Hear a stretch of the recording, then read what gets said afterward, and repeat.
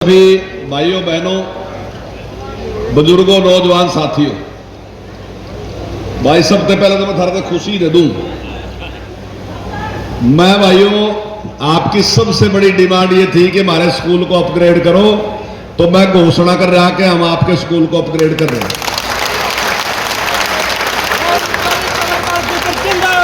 अपने ध्यान हुआ, हम छोटे छोटे थे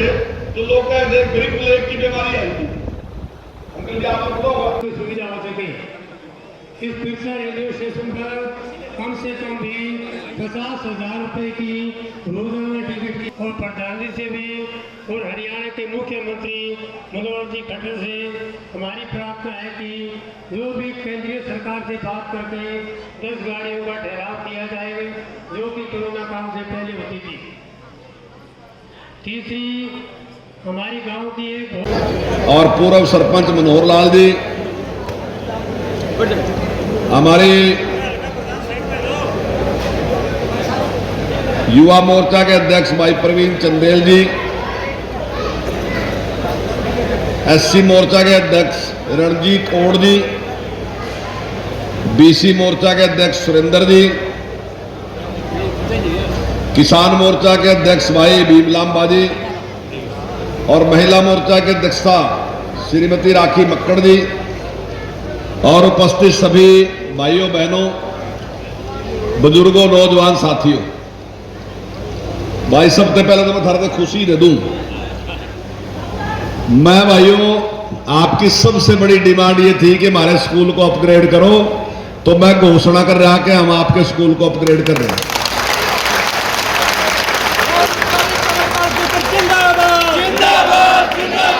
9 साल पूरे होने पे हमने 1 महीने का ये कार्यक्रम रखा, महाजन संपर्क अभियान। हम सारी जनता के साथ संपर्क कर रहे, बातचीत कर रहे, और उसी के उपलक्ष्य में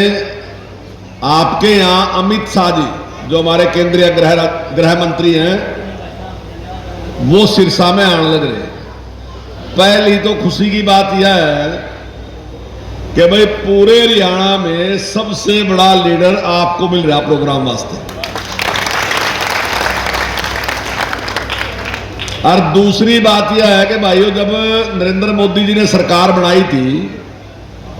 तो उस टाइम उन्होंने कहा था कि अगर हमारी सरकार बनेगी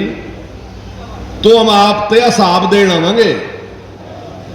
आपने वोट देकर अगर बना दी तो हम थारते 5 साल के से पहले हिसाब देने आवांगे।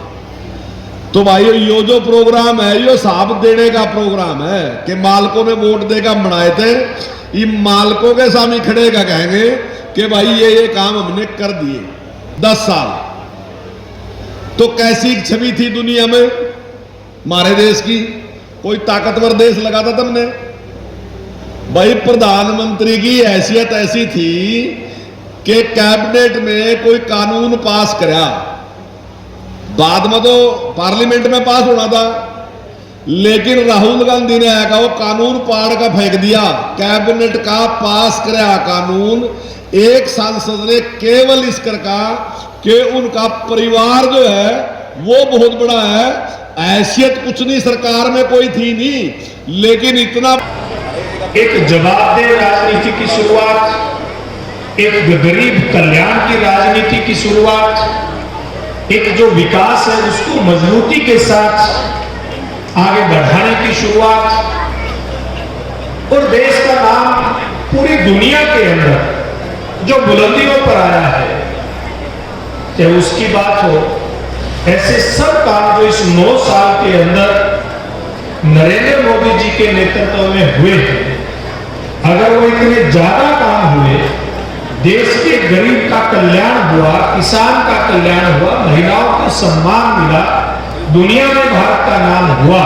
तो ये सारा कुछ संभव हुआ है आप सब लोगों के आशीर्वाद के कारण से संभव हुआ है। इसलिए मैं आप सबको बहुत बहुत प्रणाम करते हुए आपका मैं धन्यवाद करता हूं कि आज आप सब लोगों की वजह से आज देश आगे बढ़ रहा है। अगर नरेंद्र मोदी जी के ऊपर आपका आशीर्वाद नहीं होता, क्या ये सारी बातें संभव थी? तो इसलिए मैंने आपको ये कहा है कि आप लोगों के कारण से ये सब संभव हुआ है और भविष्य में भी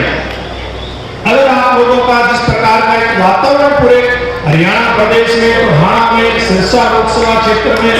पूरे देश के अंदर दिखाई देता है, उसके आधार पर एक बात कही जा सकती है कि भविष्य में भी आप सब लोगों का आशीर्वाद नरेंद्र मोदी जी के ऊपर रहेगा और देश इसी प्रकार से तरक्की करता रहेगा। किसी भी प्रकार की कमी देश के अंदर ना रहे, इस बात